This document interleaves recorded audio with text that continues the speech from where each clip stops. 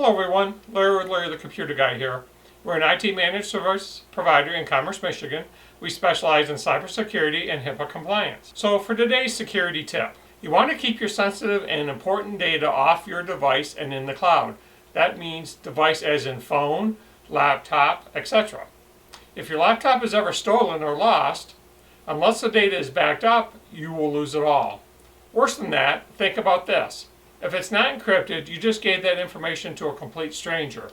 Would you walk up to a stranger on the street and hand over your information? Probably not. So then make sure your laptop is secure, make sure it's encrypted, and make sure you have a strong password on it. One solution is to store this information in a secure private cloud service. Also, if you have important photos, you can store them on Amazon if you're a Prime member.